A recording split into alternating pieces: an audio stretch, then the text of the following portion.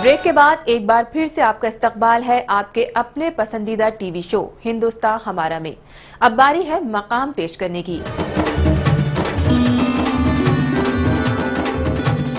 1984 में वतन वापसी करते हुए इस्लाम खान साहब इल्म और सहाफत के कामों में जुट गए। इल्म और सहाफत का काम करते हुए इन्होंने मुस्लिम एंड अरब पर्सपेक्टिव और journal of Islamic history magazine को पब्लिश किया, लेकिन ये मैगजीन अरबी उर्दू जुबान में होने की वजह से लोगों के बीच अपनी पकड़ न बना सकी और इन्हें इस मैगजीन को बंद करना पड़ा। 2 मैगजीन भी निकाले थे, एक मुस्लिम एंड अरब पर्सपेक्टिव्स अंग्रेजी जबान में, एक इल्मी मैगजीन इस्लाम और अरब कंट्रीज वगैरह के बारे में था, और जर्नल ऑफ इस्लामिक हिस्ट्री मजल्लत तारीख इस्लामी भी निकाला, जो तकरीबन 2 साल रहा। लेकिन हिंदुस्तान के माहौल में अरबी ज़बान में कोई मैगज़ीन निकालना ज़रा मुश्किल है, इसलिए कि यहाँ पर उसके लिखने वाले भी और उसके ख़रीदने वाले भी बहुत कम हैं। मैगजीन बंद हो जाने के बाद भी इन्होंने हिम्मत नहीं हारी और सन 2000 में द मिली गज़ट के नाम से एक अखबार की शुरुआत की। ये अखबार आज हिंदुस्तान के साथ साथ दीगर मुल्कों में भी उतना ही पसंद किया जा रहा है। जफरुल साहब का कहीं शिद्दत से मानना है कि मुल्क का मौजूदा मीडिया मुस्लिम कौम के मसाइल और उनके जज्बातों को उतनी जगह नहीं दे पा रहा है। जनवरी 2000 में मिली गज़ट निकाला, जो कि अंग्रेजी ज़बान में 15 रोज़ा अखबार है। हिंदुस्तान में बिलुमूम मुस्लिम कम्युनिटी की खबरें यहाँ के मेन स्ट्रीम मीडिया में कम ही आती हैं, और इस वजह से हम लोगों को ये परेशानी रहती है कि हमारी जो ख़बरें हैं, हमारे जो व्यूज़ हैं, वो सही तरीके से मीडिया में और जो पब्लिक ओपिनियन है उसके सामने नहीं आ पाती हैं। तो उस मकसद के लिए हमने ये 13 साल पहले ये अखबार निकाला। जफरुल साहब मानते हैं कि कुछ गुमराह लोगों की वजह से पूरी कौम बदनाम हो रही है। हर मुसलमान को शक की निगाह से देखा जाता है। अगर 10-20 लाख के अंदर 2 आदमी पकड़े जाते हैं और उससे आप बिल्कुल सबको उसी ब्रश से जो है ना बिल्कुल काला कर देते हैं, ये दुरुस्त नहीं है।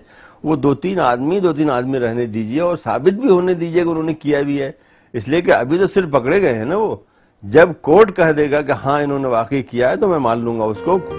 डॉक्टर जफरुल इस्लाम खान साहब यूँ तो कई मुल्कों में जा चुके हैं, लेकिन इन्हें अपना मुल्क सबसे ज्यादा पसंद है। वो अपने मुल्क से करप्शन का नामो निशान मिटा देखना चाहते हैं। सबसे अच्छा देश तो मेरा अपना है, और ऐसा नहीं होता तो मैं आज यहाँ पे नहीं होता। मैं तो ब्रिटेन का तकरीबन वहीं रह लिया था, बल्कि वहाँ पे मकान भी ले लिया था, उसके बावजूद भी छोड़ कर के आया, इसलिए कि मुझको यही जगह अच्छी थी, यही मेरी कर्म भूमि, यहीं पे मुझे काम करना है, यहीं पर मुझे रहना है, यही मुझे यहाँ की मिट्टी अच्छी लगती है। इन्हें शायरी पढ़ने का बेहद शौक है। अपने पसंदीदा शायरों की लिस्ट में ये गालिब, इकबाल, जोश और फैज अहमद फैज को शुमार करते हैं। पसंदीदा शायर अब उर्दू ही के हैं, हमारे गालिब हैं, इकबाल हैं, जोश हैं, फैज अहमद फैज हैं। जो कोई भी जो कि कोई ऐसी बात कहता हो जिसके बारे में आदमी सोचना पड़े आदमी को, तो वैसे शायर मुझे पसंद है। बचपन में इन्हें फिल्में देखने का बेहद शौक था। अपने पसंदीदा एक्टर्स की लिस्ट में ये दिलीप कुमार, नरगिस और मधुबाला को शुमार करते हैं। दिलीप कुमार वगैरह थे, लेकिन अब मुझे कोई शौक नहीं रह गया। अब उस जमाने में तो बहुत ज़्यादा देखा, लखनऊ के ज़माने में, बल्कि काहिरा में भी जो है बहुत हिंदी फिल्में आया करती थी, तो हम लोग पहले ही शो जाके देखते थे, लेकिन फिर ख़त्म हो गया। फिर अपने बचपन के दोस्तों से इनका ताल्लुक आज भी बना हुआ है। सब याद करते हैं पुरानी बातें और पुराने जो काम हुए थे। हम लोग ज़्यादातर कुछ न कुछ करते थे। ये अपनी अहलिया से निकाह के पहले कभी नहीं मिले थे, बस इनके खानदान को जानते थे। जब ये इजिप्ट से छुट्टी लेकर 10 दिन के लिए अपने घर आए तो इनके घर वालों ने उसी दौरान इनका निकाह कर दिया था। मिस्र में, इजिप्ट में रहता था, पढ़ रहा था, बल्कि वहाँ एमए कर रहा था, तो वहाँ से मैं यहाँ पे ऐसी छुट्टी में आया, और छुट्टी की वजह ये हुई कि मेरा काहिरा रेडियो में अपॉइंटमेंट हो गया था एज एन अनाउंसर के तौर से अपॉइंटमेंट हुआ था। तो मैंने ये सोचा कि अगर मैं इस जॉब को शुरू कर देता हूँ तो मुझे छुट्टी कम से कम 1 साल तक नहीं मिलेगी। तो मैंने कहा मैं हिंदुस्तान हुआ हूँ जैसा, तो 1 हफ्ते के लिए, 10 दिन के लिए मैं यहाँ पे आया, और इस बीच में इन लोगों ने छिक झाक के मेरी शादी कर दी। नहीं, जिनसे शादी हुई उनसे वो नहीं जानता था, लेकिन उनके खानदान को तो जानते थे, लेकिन हम लोगों से करीब का खानदान ही है। इनके बच्चों ने भी परिवार की रिवायत कायम रखी है और ऊंची तालीम हासिल कर जिंदगी में अपना एक मकाम बनाया है। बच्चे हमारे सबों ने बहुत मेहनत से तालीम हासिल की। बड़ी बच्ची जिसका मैंने अभी जिक्र किया, आयशा है, जो कि एमए किया उसने पॉलिटिकल साइंस में दिल्ली यूनिवर्सिटी से। उसने 4-5 साल तक एशियन एज में कॉरेस्पॉन्डेंट के तौर से काम किया, रिपोर्टर के तौर से, और बहुत अच्छी स्टोरीज उसके फ्रंट पेज पे छपती थी यहाँ पे।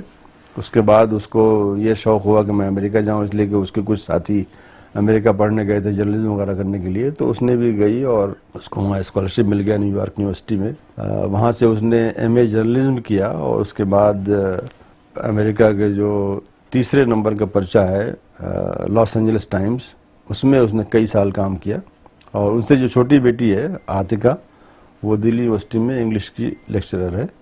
उनसे छोटे बेटे हैं, वो मेरे साथी है, वो टेक्निकल एजुकेशन उनकी है, कंप्यूटर इंजीनियर हैं। उनसे छोटे हामिद खान हैं, इस वक्त फ्रांस में पीएचडी कर रहे हैं, वो इंजीनियर हैं, वो ऑटोमोबाइल इंजीनियरिंग में पीएचडी कर रहे हैं।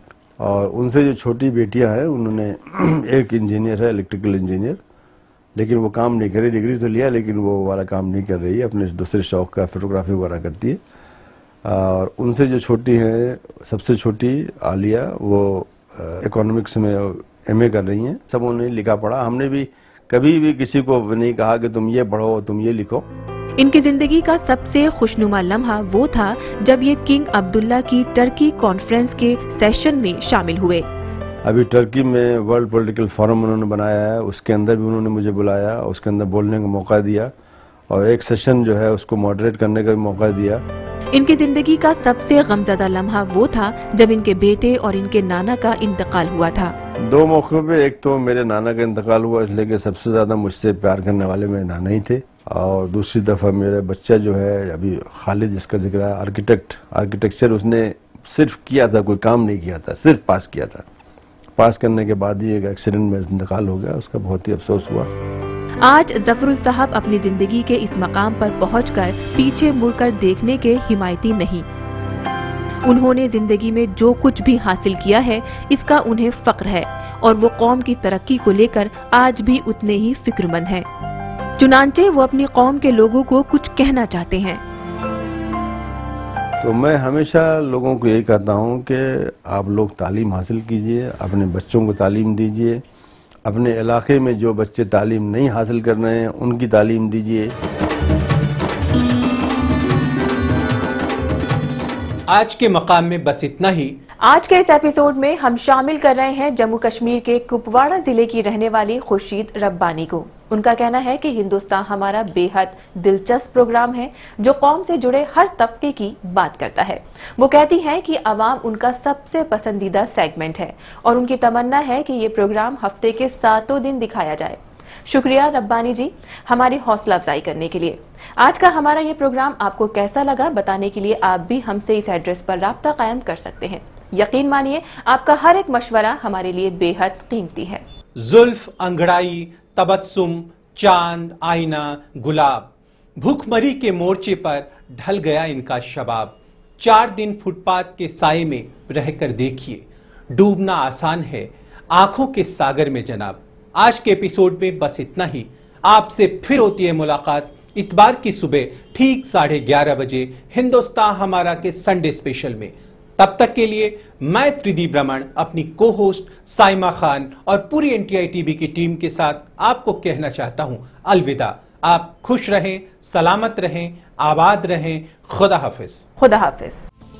लेकिन अफसोस इस बात का है कि डॉक्टर कलाम, जाकिर हुसैन और मौलाना अबुल कलाम आजाद की ये नस्ल बुनियादी सहूलतों और सरकारी नौकरियों से लगातार दूर होती जा रही है।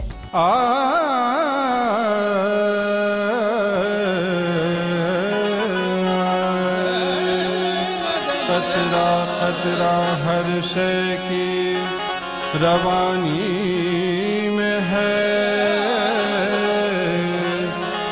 जो ये वतन जिंदा है तेरी जिंदगानी